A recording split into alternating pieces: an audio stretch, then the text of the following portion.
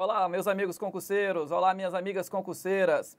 Bem-vindos aqui ao canal do CDF Concursos. Eu sou o professor Dênio Costa e vim trazer as respostas aqui do simulado que a gente fez para o concurso aí da Procuradoria-Geral do Distrito Federal, para esse cargo de técnico jurídico, né, para o apoio administrativo. Então a gente fez aí 5 questões de múltipla escolha, de certo ou errado, que são como o CESP, o SEBRASP vai cobrar as questões nesse concurso.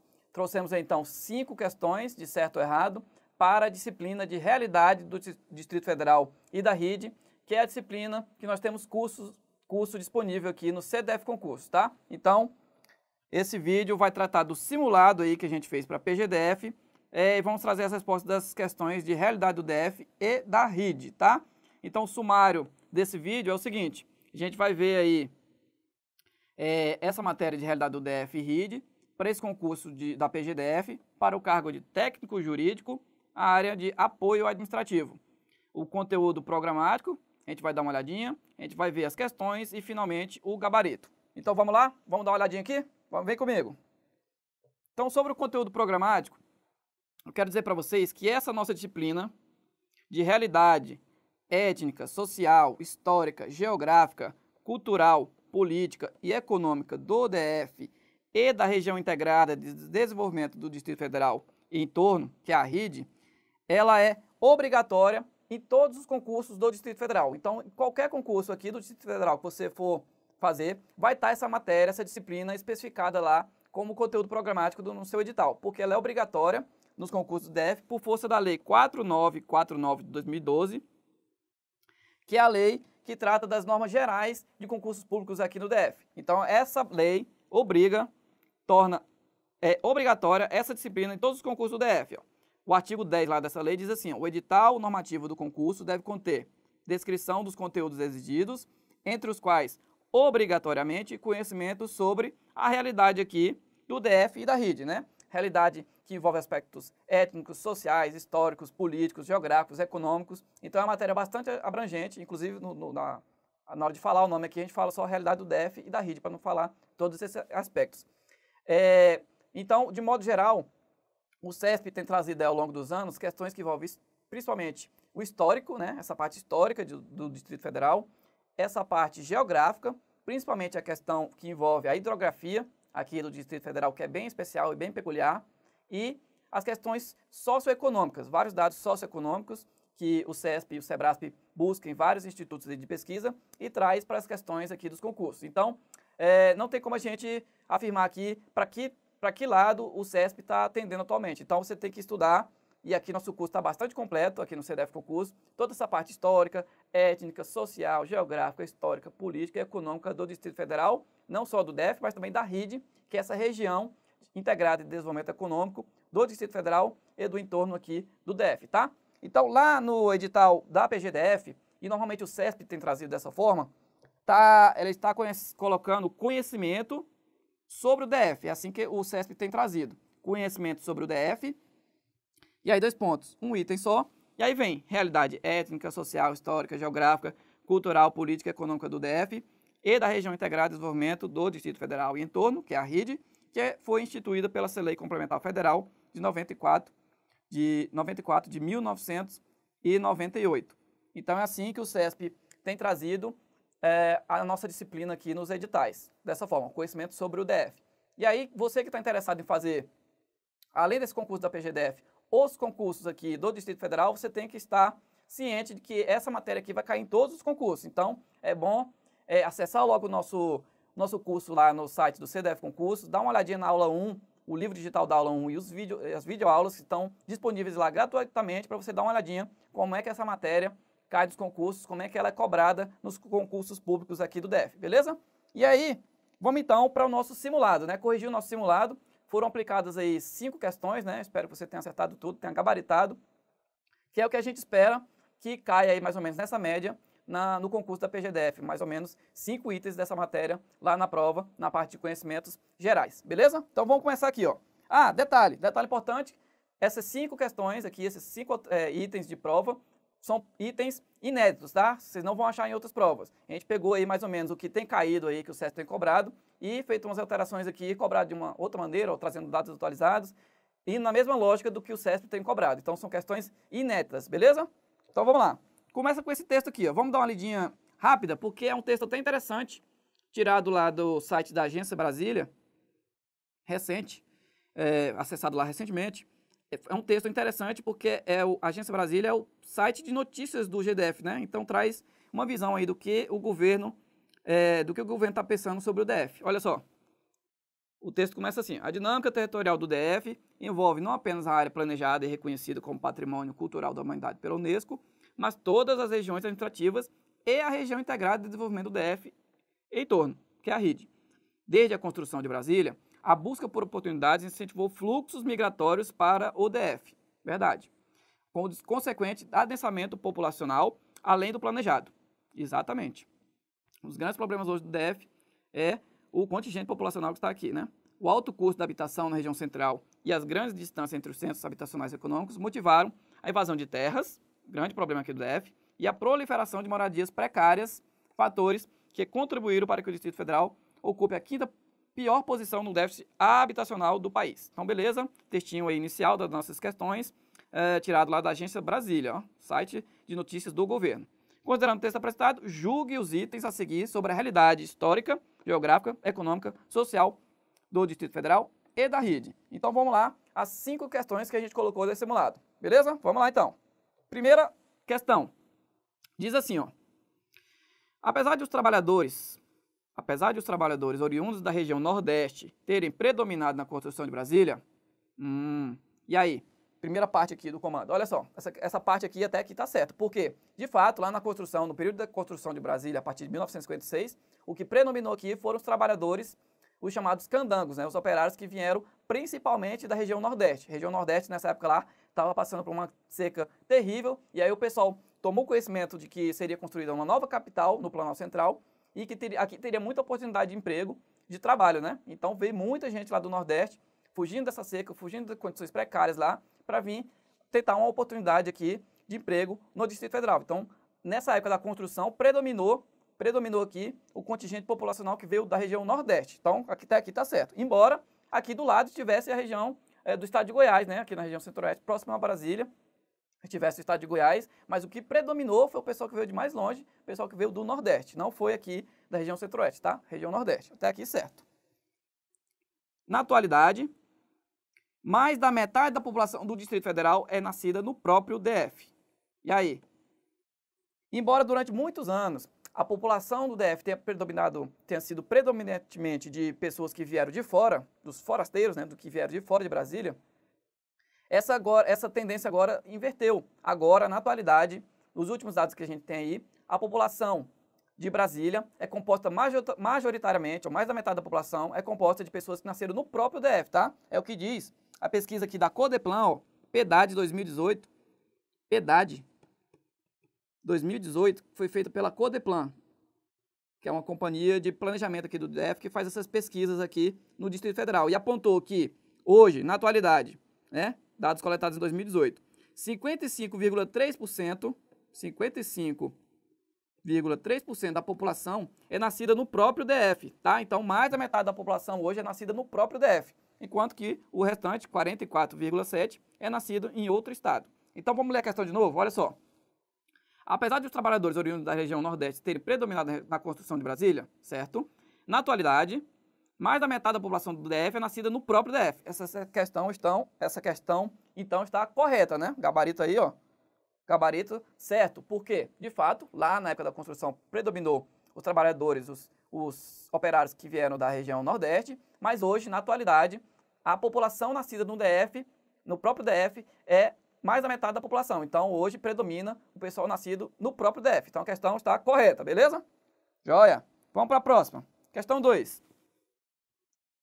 A região integrada de desenvolvimento do Distrito Federal e entorno, a RID-DF, é a única região integrada de desenvolvimento existente no Brasil, sendo que, na atualidade, 19 municípios do estado de Goiás integram a RID-DF. E aí, questão certa ou errada? A questão está errada por 2 motivos. Primeiro, A rede DF não é a única região integrada existente no Brasil, tá? Eu vou mostrar aqui para vocês, existem outras duas, tá? Olha só, há 3 redes atualmente no Brasil. A rede DF, no entorno, né? A rede DF é composta pelo Distrito Federal e alguns municípios dos estados de Goiás e Minas Gerais. Foi criada em 1998. E depois dela, de fato, ela foi a primeira. Depois dela foram criadas outras 2 redes aqui no Brasil, por meio de leis complementares federais, tá? É o que a Constituição determina. Região administrativa integrada de desenvolvimento do polo Petrolina, Juazeiro, né? Bahia, Pernambuco, composta por alguns municípios do estado da Bahia e de Pernambuco. Então, Bahia e Pernambuco. Rede Petrolina, Juazeiro. Foi criada em 2001. E a região integrada de desenvolvimento da Grande Teresina, composta por alguns municípios dos estados do Maranhão e do Piauí. Então, o núcleo agregador ali da rede Grande Teresina é Teresina e alguns municípios ao redor, incluindo Timon, que fica do outro lado do rio, do outro lado da ponte ali no estado do Maranhão, que é Timon. Então, uma rede é criada quando forma-se essa região metropolitana, mas só que envolve 2 estados ou mais estados da federação. É o caso, por exemplo, da rede DF, que envolve não só o DF, mas o estado de Goiás e de Minas Gerais. Alguns municípios de Minas Gerais e do estado de Goiás. Uma rede é criada por meio de uma lei complementar federal. E aí também, no caso aqui, Petrolina e Juazeiro, 2 estados diferentes, Bahia e Pernambuco, 2 cidades ali que estão divididas só pelo Rio São Francisco, também foi criada essa rede. E a Grande Teresina, mesma coisa, Teresina de um lado, do outro lado do rio, em outro estado da federação, do Maranhão, tem Timon, então cortado ali, dividido apenas pelo Rio Parnaíba. Então, beleza? Então, existem hoje 3 redes no Brasil. Além da rede DF, existem outras 2. Então, nessa parte aqui, sendo que na atualidade, é a única existente no Brasil. Então, não é a única existente no Brasil. A questão já está errada. Não é a única existente no Brasil.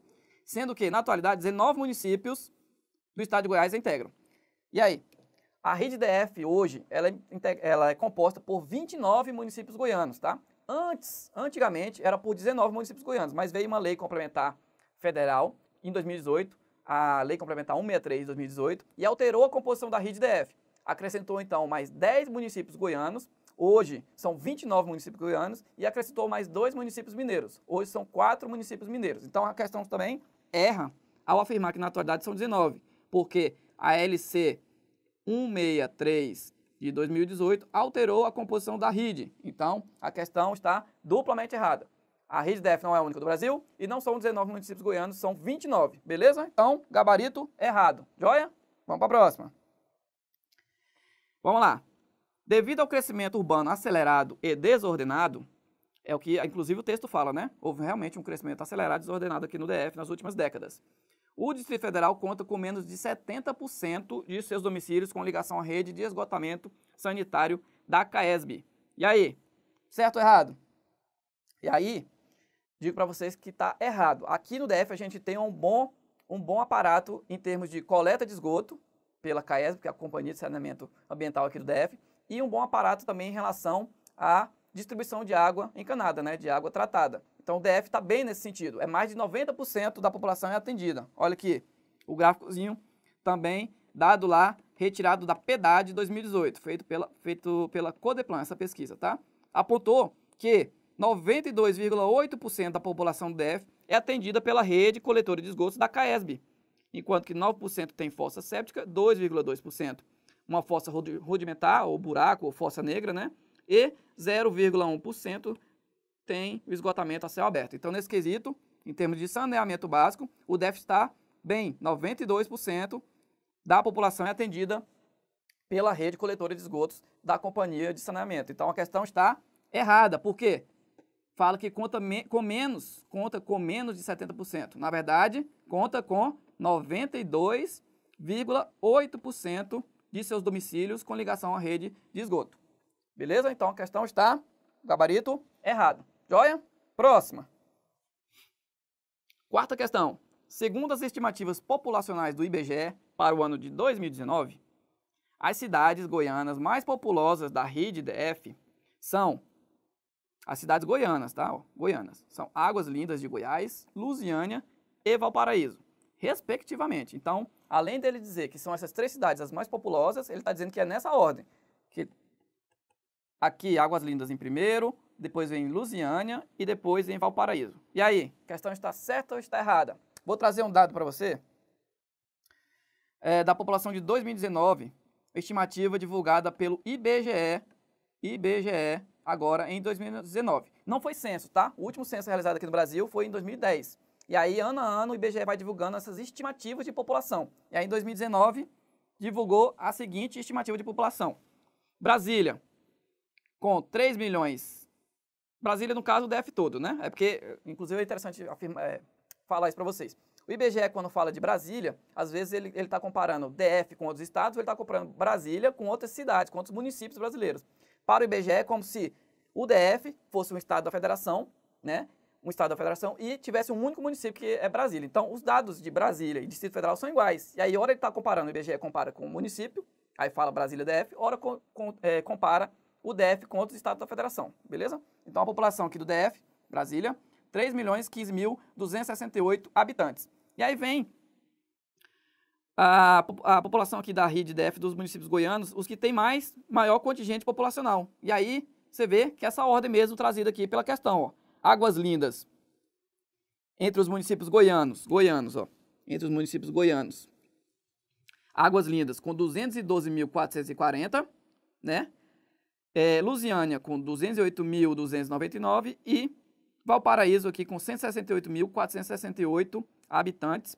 São as 3 maiores cidades em termos populacionais aqui do estado de Goiás que integram a rede, tá? Esses 3 aqui integram a rede.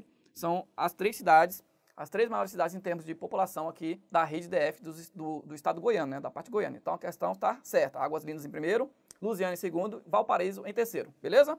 Então a questão está correta. O gabarito aqui para essa questão é certo. Joia? Vamos para a última então. Olha só. Fala o seguinte.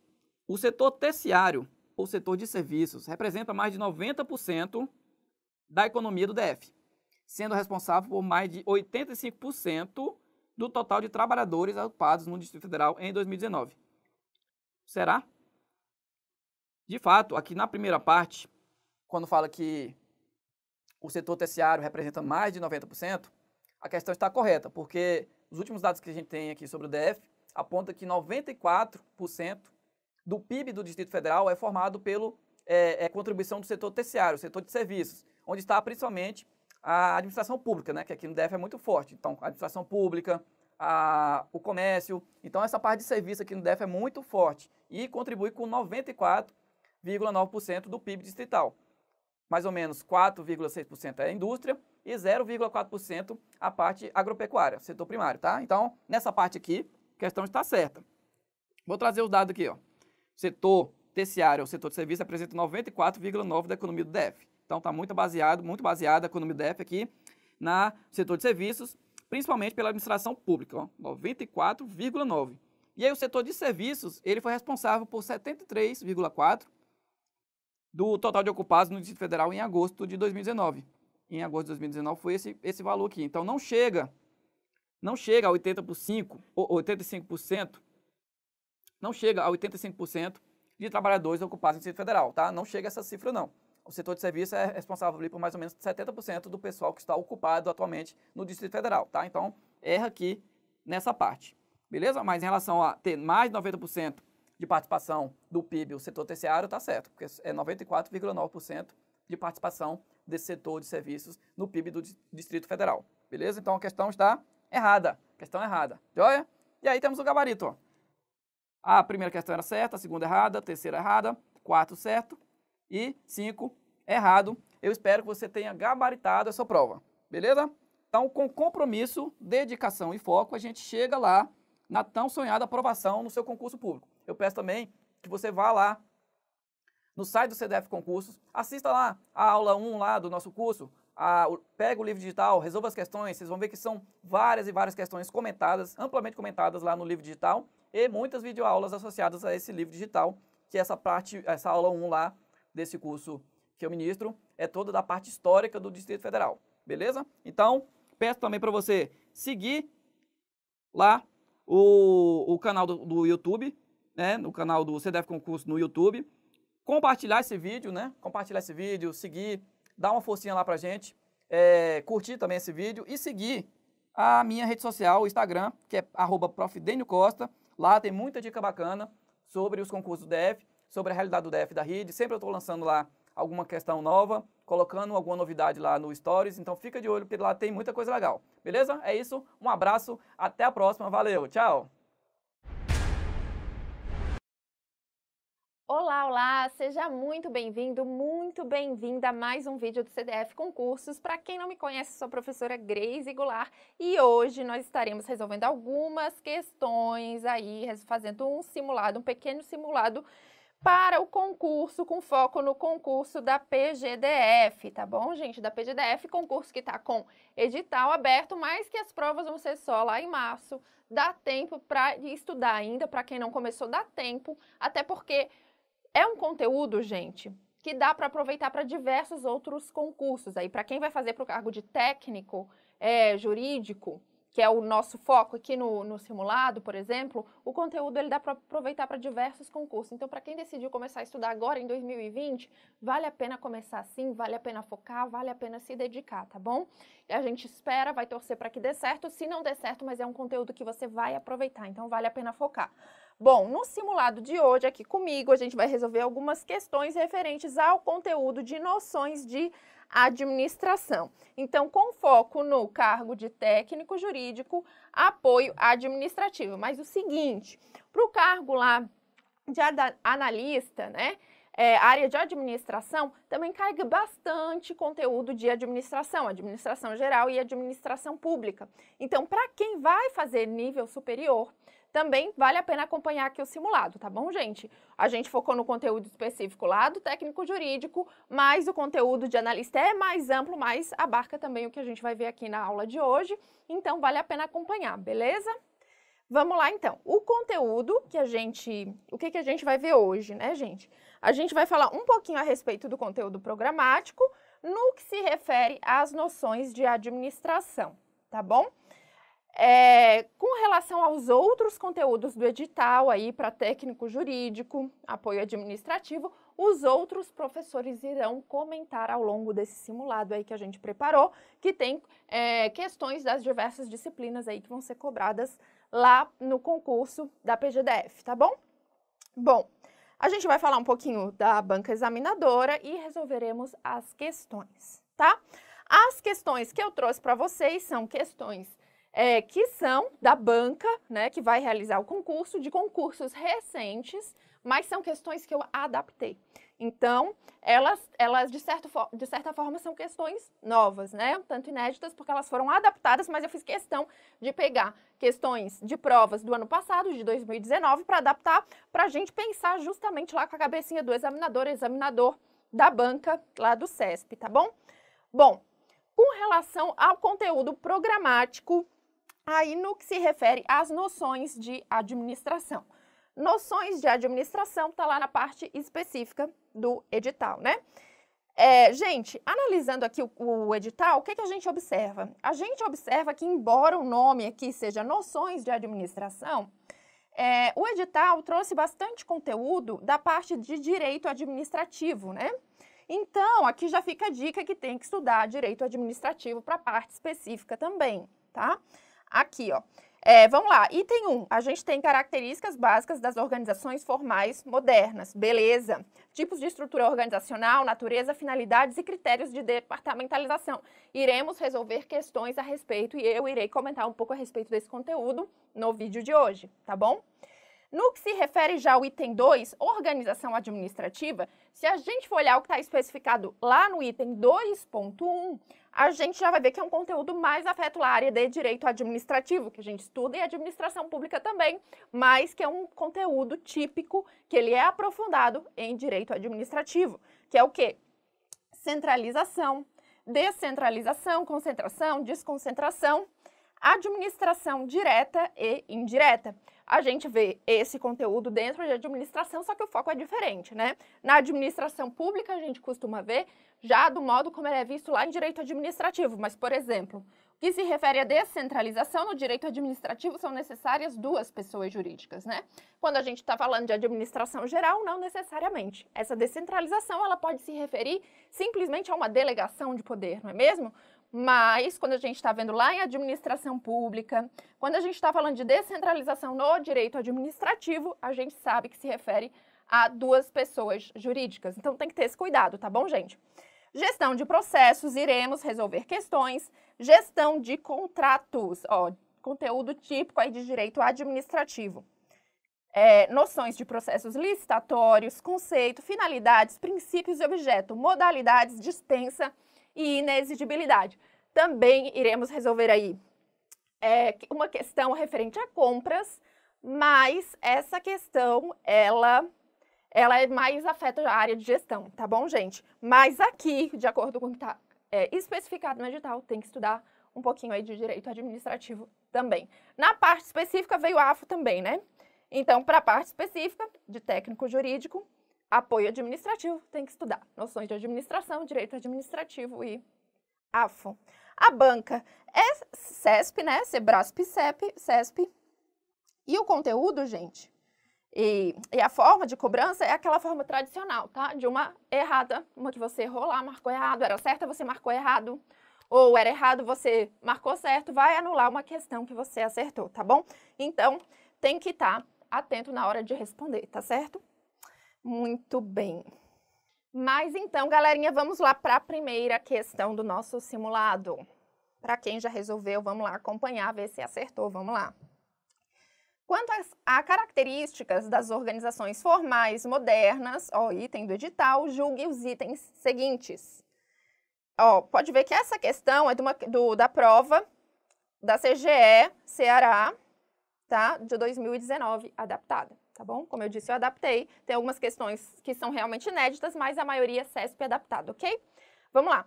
Delegação de poderes, descentralização e horizontalização de estruturas são princípios típicos da administração pública gerencial. E aí? Delegação de poderes, descentralização e horizontalização. Bom, aí, né, gente, você tem que lembrar do que é administração gerencial. Quando a gente estuda lá os modelos de administração pública, o que a gente estuda? Que a administração pública, ela passou por um período, primeiro, que foi lá do patrimonialismo, né? Patrimonialismo. Depois, nós tivemos a teoria da burocracia. E, por fim, nós teremos o gerencialismo. Hoje já se fala no pós-gerencialismo, né? Mas, para fins de concurso, a gente pode parar aqui. Muito bem.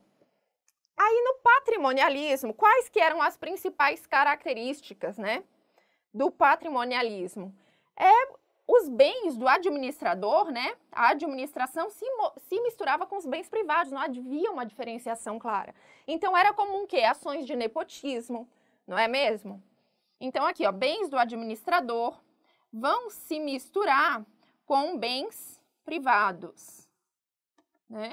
O público com o privado. E a administração, aqui ela não é baseada no mérito, então a administração se mistura com a política, tudo bem? Porque a administração, ela não vai ter foco no mérito, tá bom? Então a administração, ela vai estar ali misturada com a política, são comuns ações de nepotismo, por exemplo. Na burocracia, já qual que é a principal característica? O foco nas regras, nas normas, não é mesmo? No processo, a gente tem aí como principal representante Max Weber, e de acordo com Weber, a organização, para ela garantir a eficiência, ela tinha que ter critérios claros de funcionamento. E todas as pessoas, todos os colaboradores precisavam seguir à risca aquelas normas. Elas tinham uma razão de ser, naturalmente, e elas precisavam ser seguidas. E aí a gente vai ter o quê na burocracia? Estruturas hierarquizadas, né? Aqui está falando de descentralização, de horizontalização, mas na burocracia a gente tem o quê? Estruturas hierarquizadas, tá? Por que estruturas hierarquizadas? Porque precisa ter clareza aqui com relação às responsabilidades, por exemplo, a delimitação de poder. Essa delimitação de poder precisa ser muito clara na administração burocrática, tudo bem? Então, a tendência das organizações é o que? Elas serem bastante hierarquizadas. E já no gerencialismo, no gerencialismo, o que a gente tem no gerencialismo? O foco do gerencialismo é o foco de resultados, né? De metas. O gerencialismo, ele começa a se desenvolver no Brasil quando? Na década de 90. Aí, por meio da reforma proposta por Bresser Pereira, governo Fernando Henrique. E aí, aqui sim, nós teremos o quê como característica? A gente vai ter o quê? Com vistas a alcançar resultados, vai acontecer o quê? Uma delegação de poder, né? Uma delegação de poder, e aí as organizações vão passar a ser mais horizontalizadas, não tão hierarquizadas, mais horizontalizadas, e passa a haver também uma descentralização. Descentralização no sentido de delegação de poder, no sentido de criação de outras unidades e até mesmo de outras pessoas jurídicas, né? Aí os consórcios públicos e outras entidades, outras pessoas jurídicas que vão surgir com vistas a facilitar a implementação, o alcance dos objetivos visados pela administração, tá bom? Das metas visadas. Então, ó, vamos lá de volta para a questão. Delegação de poderes, descentralização e horizontalização de estruturas são princípios típicos da administração pública gerencial. É isso? É isso? Perfeitinho. Então, número 1 está correta. Lá para a próxima questão. Quanto a características das organizações formais modernas, julgue os itens seguintes. A modernização administrativa proposta por Bresser Pereira, ó, que a gente acabou de falar da modernização administrativa proposta por Bresser Pereira, década de 90, voltou-se para burocratização do Estado à luz dos preceitos weberianos e adotou critérios de mérito profissional para a seleção de pessoal. E aí, dá para responder essa? Bom, a partir do que a gente viu na questão 1, eu acho que já dá para responder essa questão, né? Porque a gente falou do quê? A gente falou, sim, da reforma aqui administrativa lá da década de 90, da proposta de modernização feita por Bresser Pereira. No entanto, o foco não era a burocratização, pelo contrário, era a desburocratização, né?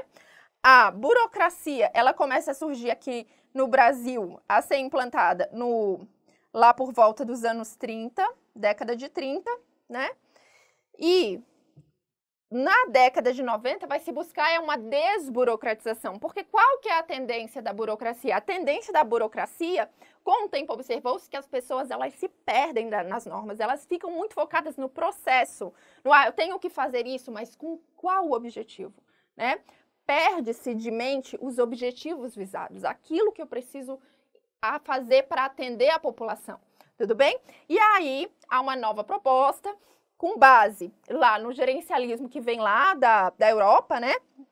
Que se iniciou lá na Inglaterra, tudo bem? Vai vir para o Brasil na década de 90, mas o foco, então, não vai ser a burocratização, vai ser a desburocratização.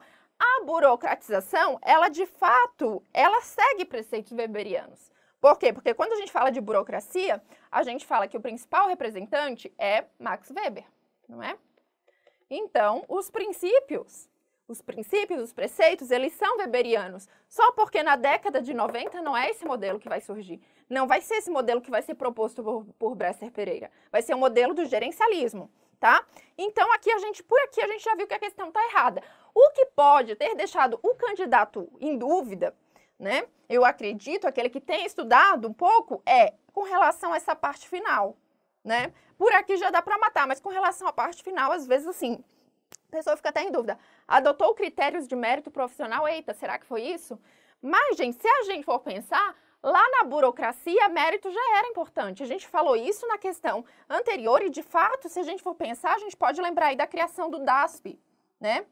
O Departamento de Administração do Serviço Público, que vai ser responsável por selecionar pessoal para o serviço público com base no mérito.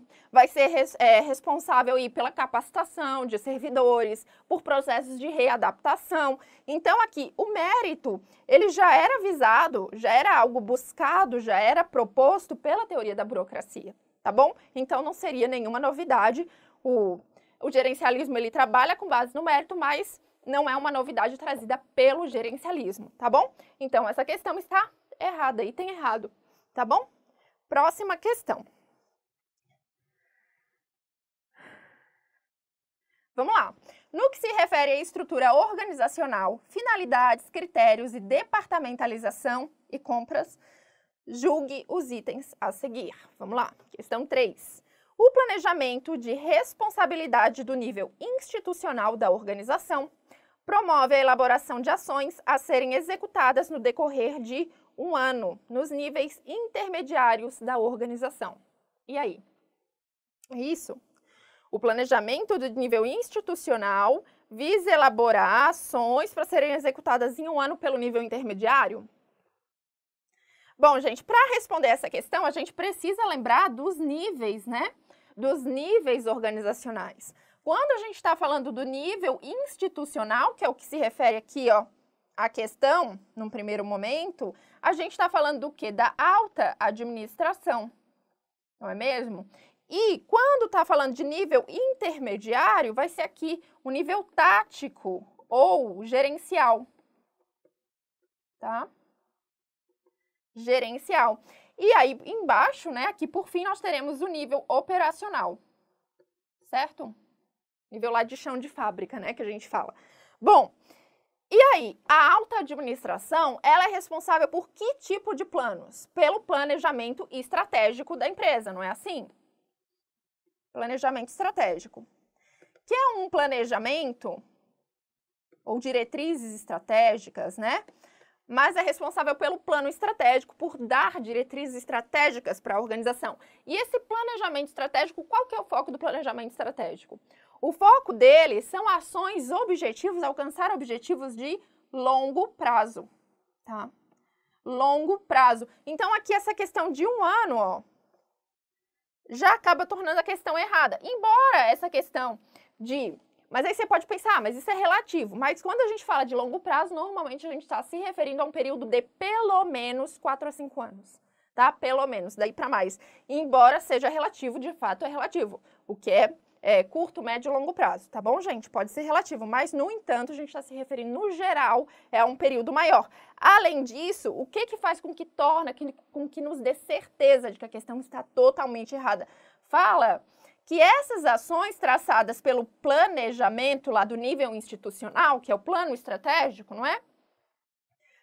É um plano de longo prazo, o nível institucional vai fazer um planejamento para toda a organização, vai traçar diretrizes, é um plano mais genérico, fala que essas ações serão executadas pelo nível intermediário da organização. E é isso? Não, não é isso. O que o nível intermediário vai executar é o plano tático, tá? É o plano tático que vai ser desenvolvido pelo próprio nível gerencial a partir das diretrizes colocadas lá no planejamento estratégico, tá bom? Então, toda a organização vai contribuir desde o nível operacional, então não só o nível tático, desde o nível operacional para que aqueles objetivos traçados pela alta administração sejam alcançados. Mas o nível intermediário, ele vai implementar especificamente, vai ser responsável por ações do nível gerencial, do nível tático, que são ações elaboradas em um plano específico a partir das orientações do nível institucional da empresa, tá bom? Então, a questão tá errada, né? O planejamento de responsabilidade do nível institucional da organização promove a elaboração de ações a serem executadas nada a ver. No decorrer de um ano, pelo nível intermediário da organização, não é isso. Toda empresa é responsável por atingir aqueles objetivos, inclusive o nível operacional, mas vão existir planos específicos para isso, tá bom? Então, vamos lá para a quarta questão, gente. No que se refere à estrutura organizacional, finalidades, critérios de departamentalização e compras, julgue os itens a seguir. O modelo de departamentalização divisional possibilita que departamentos organizacionais, mediados por um sistema de gestão eficaz, prestem informações e se responsabilizem pela execução integral dos serviços prestados. E aí, será que é isso? Para o candidato responder essa questão, ele tem que ter estudado o quê? Tem que ter estudado departamentalização, que é um conteúdo que não é muito longo e que vale a pena ir estudar. Então, caso que você não tenha estudado, vale a pena dar uma estudada nesse conteúdo, tá bom, gente? Bom, o que que acontece? Na departamentalização a gente tem vários modelos, né? Pode ser um modelo matricial, pode ser por funções, por clientes, muito bem. Aqui está falando do modelo divisional. No modelo divisional, a gente vai trabalhar com divisões específicas para atender questões específicas. E por isso, as funções da organização, funções, por exemplo, aquelas típicas que a gente observa numa divisão funcional, que é relacionadas às funções de marketing, funções de recursos humanos, funções de compras, funções o financeiro da empresa, elas vão ser duplicadas, tudo bem? No modelo divisional. Então, cada divisão, cada departamento desse, ele vai ter o seu responsável pela parte de RH, seu responsável pela parte de marketing, seu responsável pela parte de compras e assim por diante, tá bom? Quando a gente fala do modelo de departamentalização divisional. Então, ele acaba possibilitando, sim, que esses departamentos, eles se tornem autossuficientes, tá? Eles conseguem executar, sim, de forma integral o que lhes cabe e entregar o que for necessário, o que for preciso lá para o seu cliente, tá bom? Então, eles vão se responsabilizar pela execução integral dos serviços prestados, tá? Vão ser mediados aí por um sistema de gestão eficaz, porque todos compõem uma única empresa, porque a gente está falando de departamentalização, então vão existir outras divisões que vão ter essa mesma característica, né? Que vão ser centros autossuficientes, mas eles conseguem se responsabilizar, vai ter uma gestão lá coordenando tudo, mas no geral eles conseguem se responsabilizar, prestar informação e executar todos os serviços aí com vistas a atender os seus clientes específicos, tá bom? Então tá certinha essa questão aí, item correto, beleza? Vamos lá para a próxima, também sobre departamentalização, ó. Número 5, a departamentalização geográfica, outro tipo de departamentalização, permite que mudanças ambientais sejam mais percebidas. E aí, o que você acha? Essa questão acho que dá para matar pela lógica, né? Porque quando a gente pensa em departamentalização geográfica, é uma departamentalização que ela é feita por região, com vistas a atender regiões específicas, regiões demográficas mesmo. Por isso que a gente fala departamentalização geográfica. Então, naturalmente, a empresa, departamentos da empresa estando mais perto de ambientes específicos, eles vão conseguir captar mais facilmente mudanças ambientais, tá bom? Então, elas vão ser mais facilmente percebidas. Se fosse uma departamentalização por clientes, por exemplo, seria mais facilmente percebido mudanças nos gostos dos clientes. O meu foco é o público feminino, né? A gente trabalha com uma departamentalização por clientes. Tem um departamento específico que trabalha com o público feminino. Vai conseguir observar com mais facilidade mudanças no gosto desse público, os produtos, os serviços que esse público procura mais, tá bom? Vai ser mais facilmente perceptível por uma departamentalização feita por cliente, porque todos que trabalham ali vão estar voltados, focados naquele cliente, tá bom? Mas no caso da departamentalização geográfica, o que se torna mais facilmente perceptível, né, uma das coisas que se torna mais facilmente percebidas, são as mudanças aí ambientais. Então, o item está certo, questão certinha.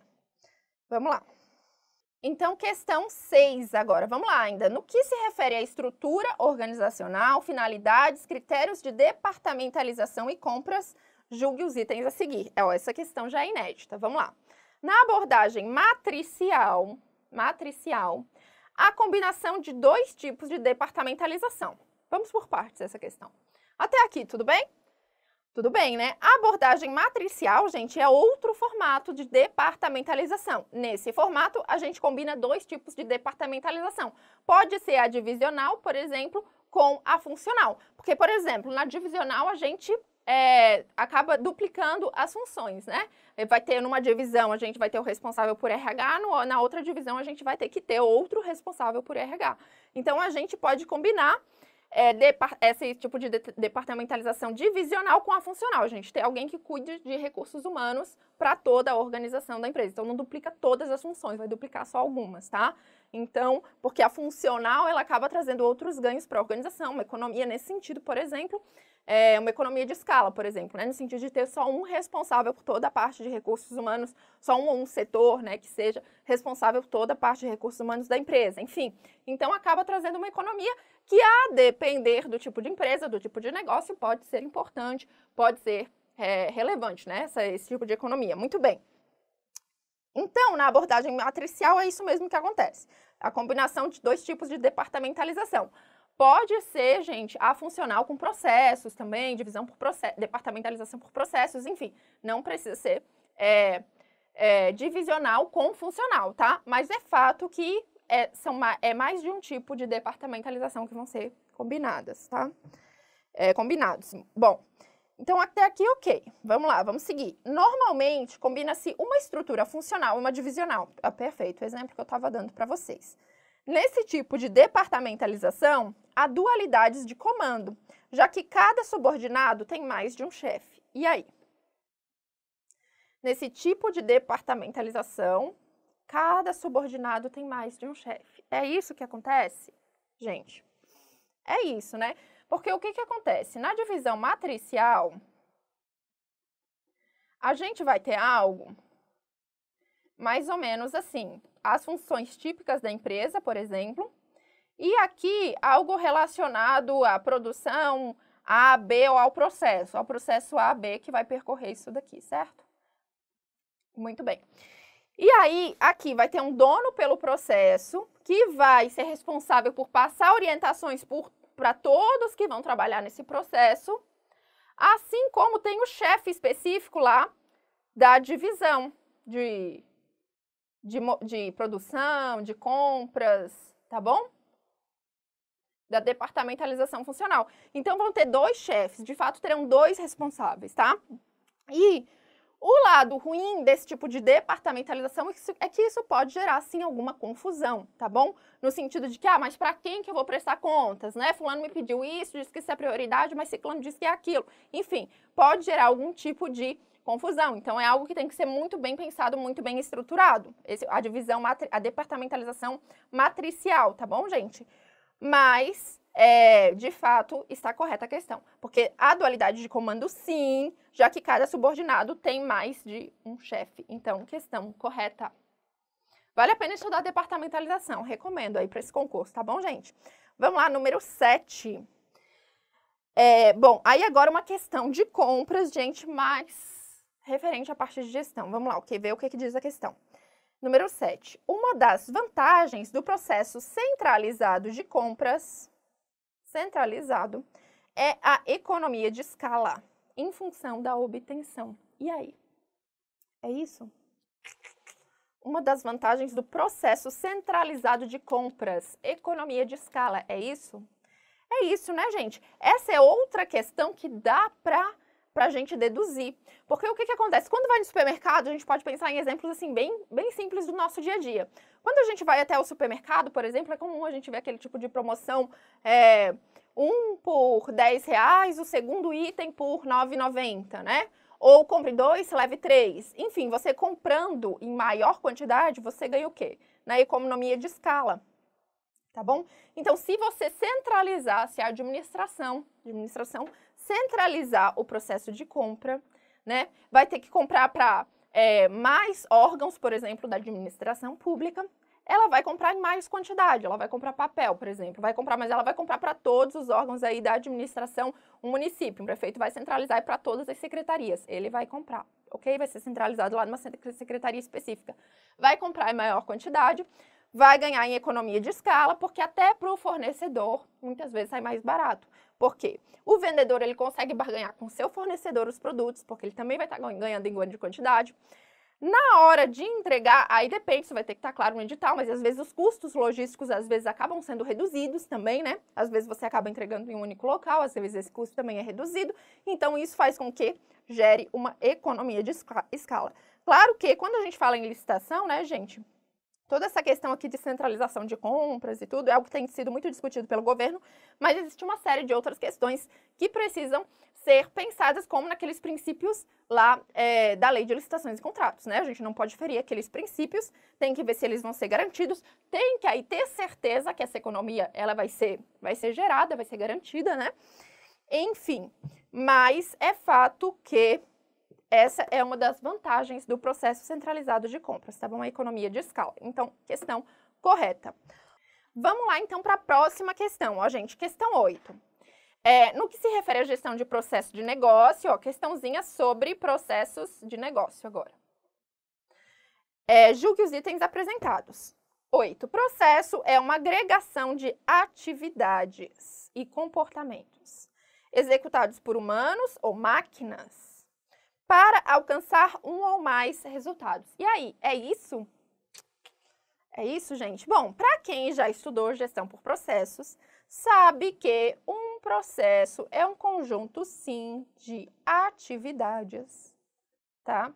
Que são desenvolvidas aí com vistas a alcançar um resultado, certo? Muito bem. A gerar um produto ou um serviço, esse é o nosso resultado, tá bom? O produto ou serviço gerado que vai ser entregue para quem? Para um cliente específico. Um cliente que pode estar dentro da organização ou pode ser aquele cliente fora da organização. No caso da administração pública, por exemplo, pode ser um cidadão. Tudo bem? Muito bem. Então, ele vai ter início aqui com um fornecedor, né? Alguém vai startar esse processo, vai dar os elementos necessários para que se inicie esse processo. Vai acontecer um conjunto de atividades que podem ser executadas por humanos ou por máquinas. E, portanto, se são executados por humanos, podem ser comportamentos. Isso aqui pode ter gerado alguma dúvida, tá? Mas foi algo que eu tirei de forma expressa, inclusive, lá da prova do CESP, MPC, Pará, tá bom? Com vistas a alcançar um resultado. Então, esse é o conceito de processo de negócio, processo organizacional, isso mesmo, né? Conjunto de atividades, comportamentos com vista a alcançar um resultado.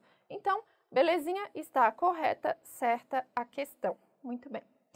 Vamos lá para a próxima questão ainda referente à gestão de processos. Vamos lá. Gerenciamento de processos de negócio, né? Business Process Management, é uma abordagem de tecnologia da informação que prescreve um conjunto de ferramentas para desenho, controle e transformação contínua dos processos de negócio. E aí, o BPM, né, que é o gerenciamento de processos, muito bem, processo de negócio, é uma abordagem de tecnologia. É isso aí? Tecnologia da informação que prescreve um conjunto de ferramentas para desenho, controle e transformação contínua dos processos de negócio. Não, né, gente? Qual que é o erro dessa questão? O que que acontece? O BPM não é uma abordagem de tecnologia da informação, tudo bem? O BPM é uma disciplina gerencial, tá? É uma disciplina que ela defende o quê? Que ela defende que os objetivos da organização, eles podem ser alcançados por meio do gerenciamento adequado dos processos, da remodelagem dos processos, da transformação dos processos. E aí sim a gente vai ter, inclusive, manuais aí de boas práticas que vão difundir ferramentas, forma de controlar de forma contínua os processos e tudo mais. Mas, inclusive, esses manuais, no geral, eles não vão prescrever, tá, gente? Eles vão... A disciplina em si de BPM vai falar a respeito de diversas ferramentas, mas não prescrever no sentido de que tem que ser a ferramenta A ou tem que ser a ferramenta B. Não, isso vai depender do tipo de organização. Mas a disciplina em si vai falar de boas práticas, né, de ferramentas que são interessantes, são usuais para o desenho e o controle dos processos de negócio, né? Então, ela vai defender que a gente, pensando na nossa organização por processo, a forma como as coisas estão sendo feitas, e a gente pode estar propondo melhorias, sanando gaps e entregando mais e melhor para os nossos clientes, tá bom? Mas não é uma abordagem de tecnologia da informação. TI, ela acaba sendo muito utilizada na parte de gestão de processos, né? Porque hoje em dia, o que acontece? A gente pensa em melhorar um processo, é normal que a gente pense no uso de tecnologias, né? Por exemplo, o meu cliente costuma vir até a loja fazer o pedido. Penso, por que não disponibilizar um aplicativo, né? Isso está sendo muito usado hoje em dia, vou pensar no aplicativo. Então, a gente costuma partir muitas vezes para o uso de tecnologia da informação com vistas a automatizar aí o nosso processo de alguma forma, tudo bem? Mas TI é apenas uma das possíveis soluções, tá bom, gente? A TI, ela pode ou não ser utilizada, aí vai depender do tipo de processo, tá bom? Então, o item está errado. Vamos lá para a nossa última questão, gente, vamos lá. 10 ainda sobre gestão de processos. No princípio, automatize e então redesenhe, do princípio, né, automatize, então redesenhe, decorre a orientação para a utilização de ferramentas do tipo BPMS. E aí, gente, é isso? Do princípio, automatize e então redesenhe. Decorre a orientação para a utilização de ferramentas BPMS. É assim? Quando a gente pensa na gestão de processos, a gente pensa primeiro em automatizar. O que é automatizar? É fazer o uso da tecnologia da informação, né? Fazer o uso de ferramentas de TI para melhorar os nossos processos.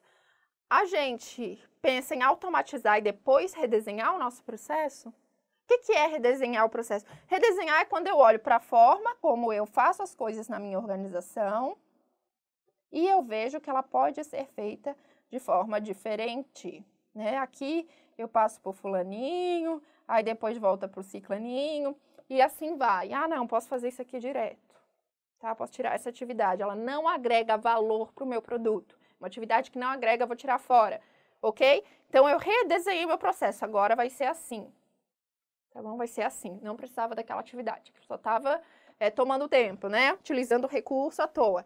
Muito bem, eu redesenhei o meu processo, eu remodelei.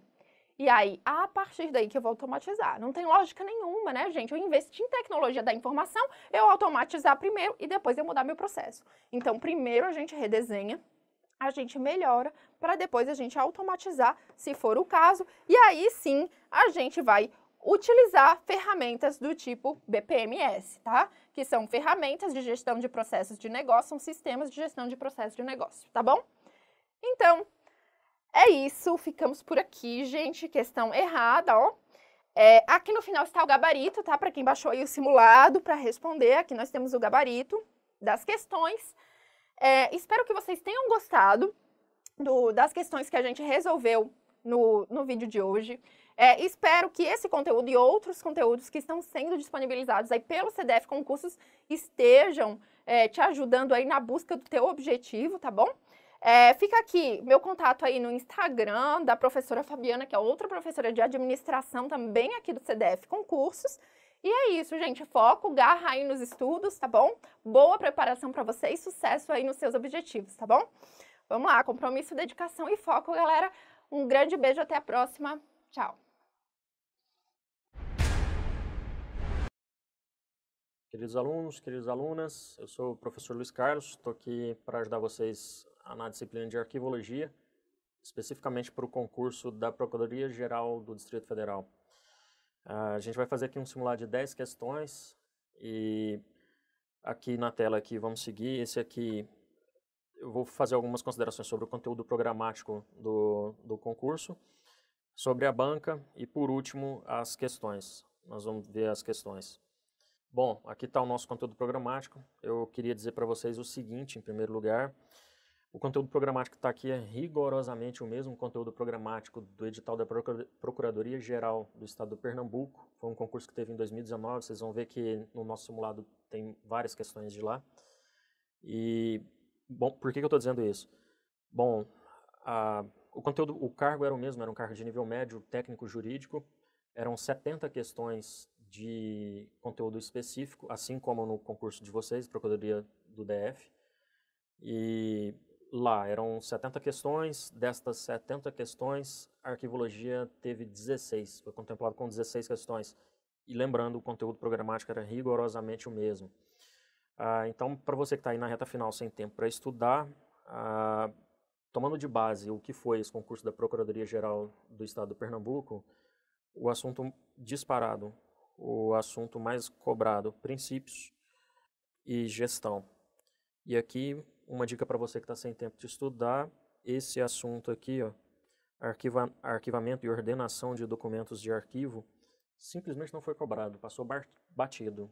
Então, a gente sabe quem é concurseiro aí, né, não tem um problema de tempo, gerenciar tempo. Então, eu recomendo fortemente focar em princípio, focar em gestão, e isso aí vai cobrir 70% da sua prova. Os outros 2 assuntos mais cobrados, legislação, e tivemos uma questãozinha apenas de preservação e conservação de documentos de arquivo. Então, vamos seguindo aqui, adiante. Conforme eu disse, assim como lá na Procuradoria do Pernambuco, aqui a Procuradoria-Geral do DF está cobrando 70 questões de conhecimentos específicos. Dentre os conhecimentos específicos, nós temos 4 disciplinas: noções de administração financeira e orçamentária, noções de arquivologia e noções de recursos materiais. Conforme eu disse, aqui fazendo um exercício de futurologia baseado no edital da Procuradoria-Geral do Pernambuco, a noções de arquivologia naquela ocasião foi contemplada com 16 questões. Então, é uma expectativa de que a prova de vocês tenha aí ao redor de 15 questões, sendo princípio e gestão os disparados, os 2 assuntos mais cobrados. Para você que fazer aquela gestão do tempo, né? Então, focar nesses 2 assuntos aí. A nossa primeira questão é uma questão de princípio.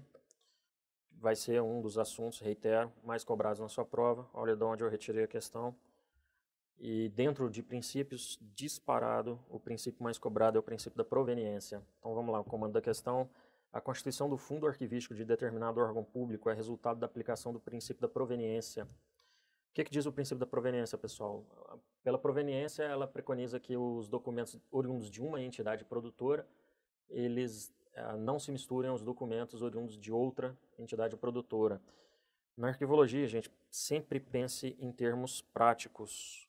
Qual que é talvez o principal problema com que o arquivista tem que lidar? Ele tem que arquivar uma gigantesca massa documental. Então, pensa em termos práticos. O órgão responsável pela gestão dos documentos na esfera federal, do Poder Executivo em âmbito federal, é o Arquivo Nacional. Então, imagina que você trabalha lá no Arquivo Nacional, que você tem que arquivar os documentos de todos os órgãos públicos do Poder Executivo Federal.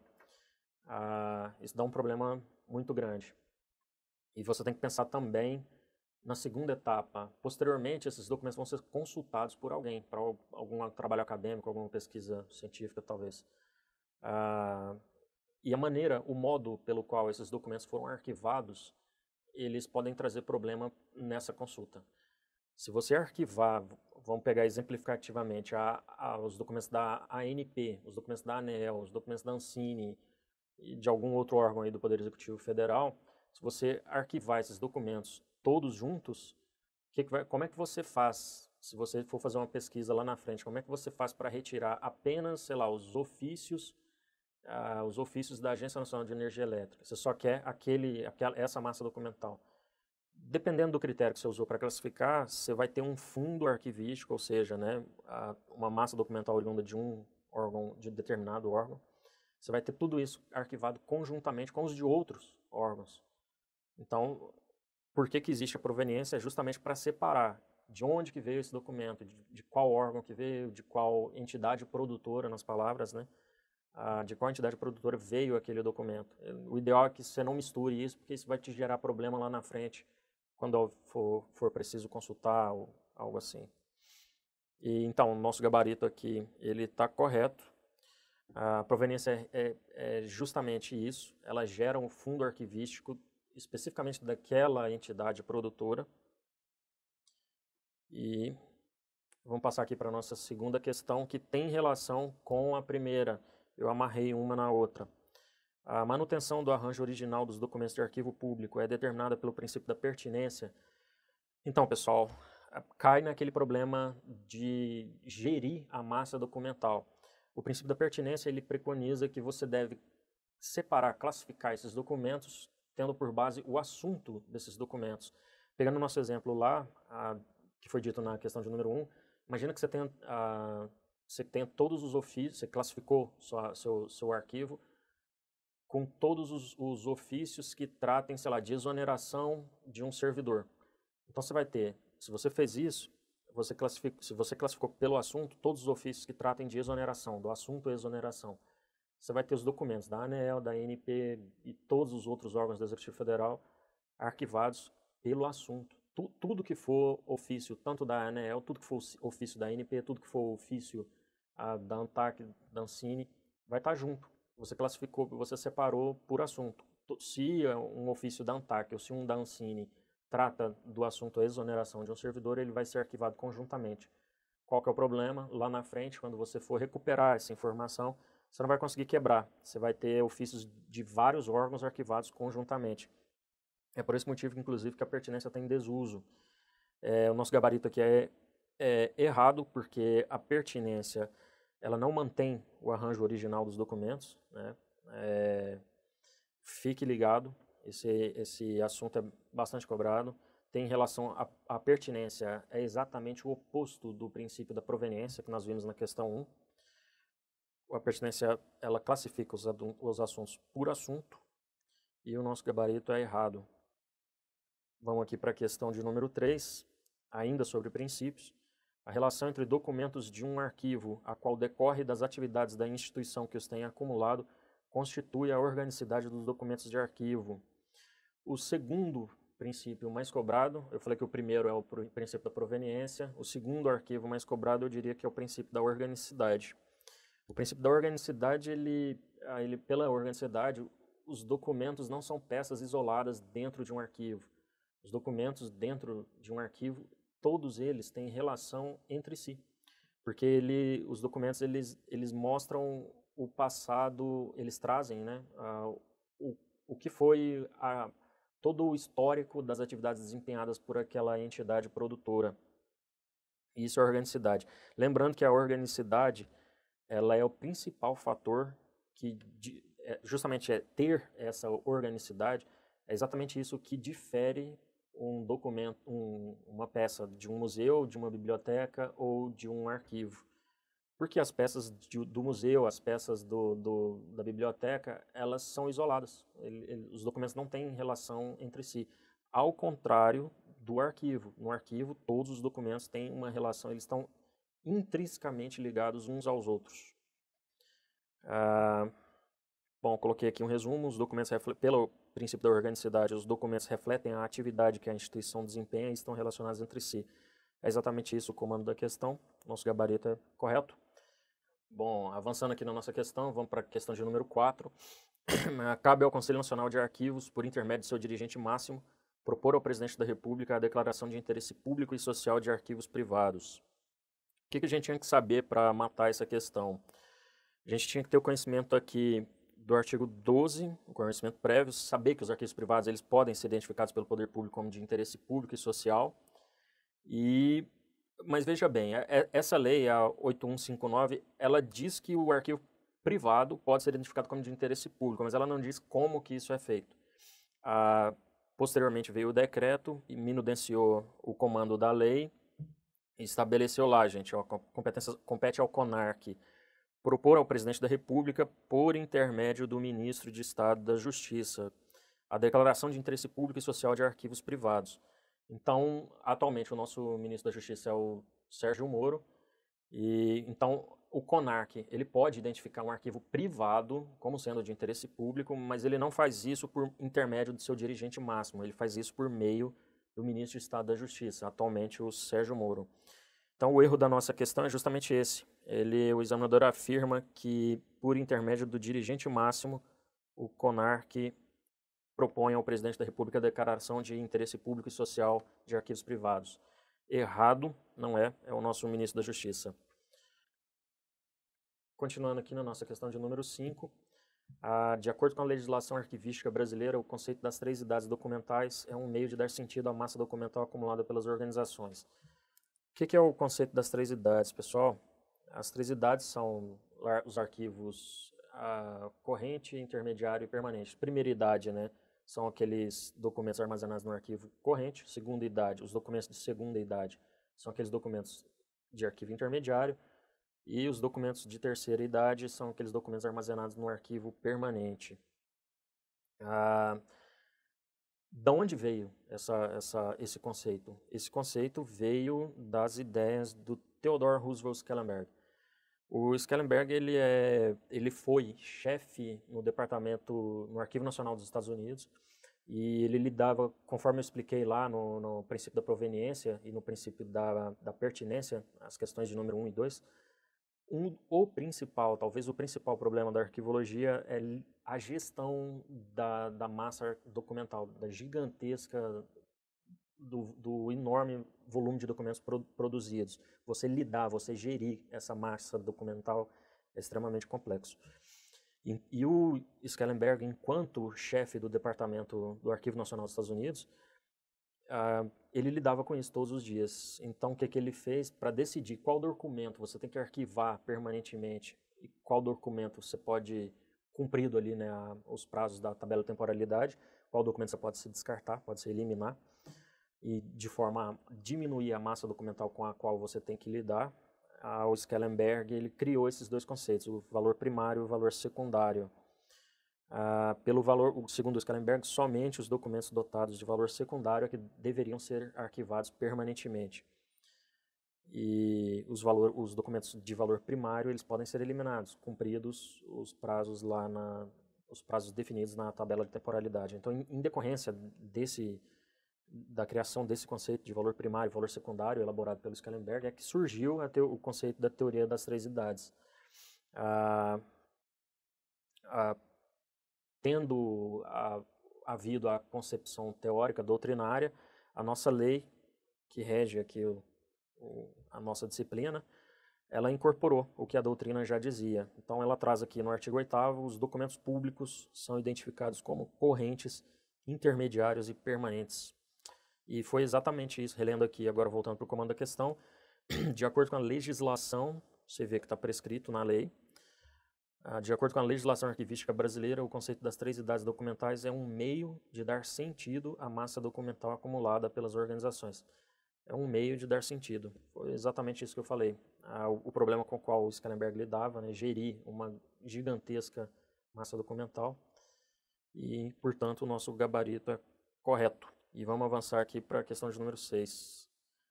Acerca da gestão de documentos, julgue o item que segue. Prazo de prescrição é estabelecido na tabela de temporalidade e é fundamentado em estimativas de uso. Pessoal, a banca fez aqui mais uma vez, né, um trocadilho que o CSP adora.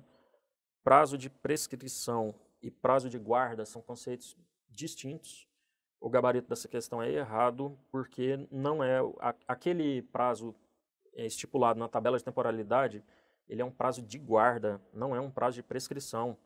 E presta atenção nesse trocadilho, é realmente muito comum nas provas. O prazo de prescrição ele tem a ver com a aquisição ou perda de direitos, é um prazo estipulado em lei, né, para aquisição ou perda de direitos. Já o prazo de guarda, que é o que consta na tabela de temporalidade, o prazo de guarda ele está ligado à frequência com que o documento é consultado.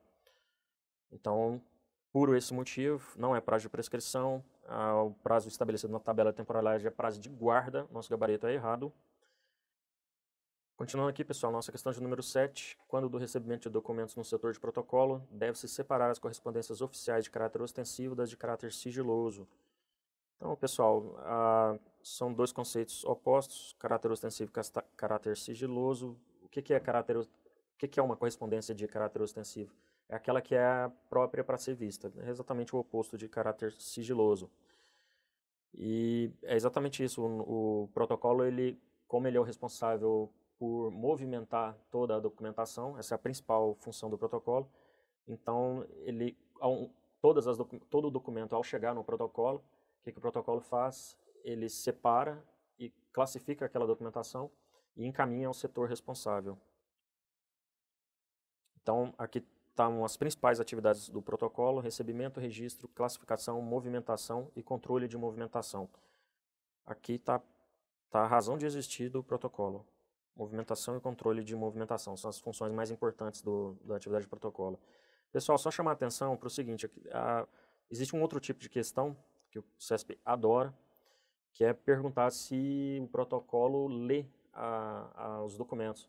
Que é perguntar se o protocolo abre um documento, porque, conforme eu disse, o protocolo ele é responsável por movimentar a documentação. Todo e qualquer documento que chega ao setor de protocolo é ele que é o responsável por encaminhar ao setor responsável. Como é que ele faz isso? Ele lê aquilo lá.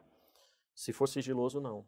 E se for documento particular, também não lê, não abre. Ele apenas encaminha. Muito cuidado com isso, hein, pessoal. Vamos avançar aqui para a nossa questão de número 8.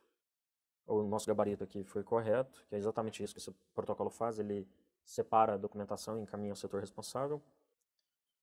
E agora sim, na nossa questão de número 8, acerca do gerenciamento da informação e da gestão de documentos, julgue o item a seguir. No arquivo corrente, prevalece o valor secundário, isso é, probatório e informativo. Essa questão é extremamente fácil, mas a teoria que está por trás dela já é um pouco mais complexa, né, digamos assim. Indo direto ao ponto aqui, a questão está errada.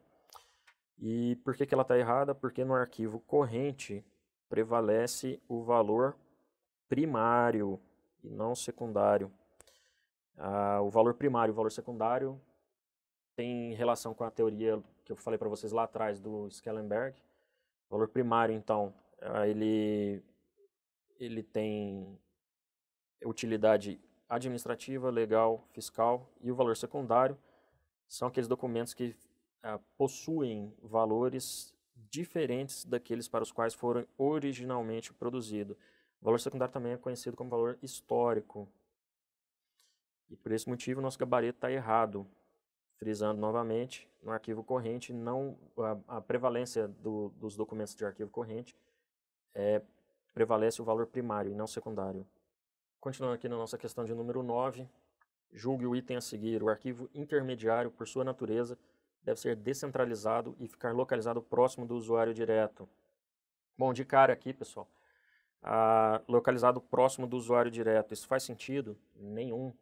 Os documentos do arquivo intermediário, eles são documentos pouco consultados, e ao contrário dos documentos de arquivo corrente, que são frequentemente consultados. E então já começa aqui, já dá para perceber o erro logo de cara aqui. Não faz sentido nenhum você ter um documento que é pouco consultado, você localizar esse documento próximo ao usuário direto. E o segundo erro da questão é dizer que o arquivo, no arquivo intermediário, por sua natureza, deve ser descentralizado. Também não é. Por sua natureza, o arquivo intermediário é central, ao contrário que o senso comum nos induz a errar, pensar erroneamente. O motivo disso, por que o arquivo intermediário é descentralizado? Porque não faz sentido nenhum, é econômico. Pensem da seguinte maneira, imagina que você tem um escritório na Avenida Paulista e o metro quadrado na Avenida Paulista é absurdamente caro. Então faz sentido você manter um arquivo intermediário localizado ali na Avenida Paulista, onde vai te custar uma fortuna, manter aquele espaço físico ali, a aquisição daquele espaço físico ali vai te custar uma fortuna. Ou será que é melhor você, já que esses documentos são pouco consultados, será que é melhor você adquirir um terreno na periferia, pagando 20%, sei lá, do que seria na Avenida Paulista, e já que aqueles documentos são pouco consultados, ou raramente consultados, então o seu custo é muito menor. Então, por esse motivo, o arquivo intermediário, em geral, ele é centralizado e num local distante do usuário direto. Então, errei aqui, o nosso gabarito é errado. E avançando aqui para a nossa última questão, eu friso novamente a prova da Procuradoria-Geral do Pernambuco, do Estado de Pernambuco.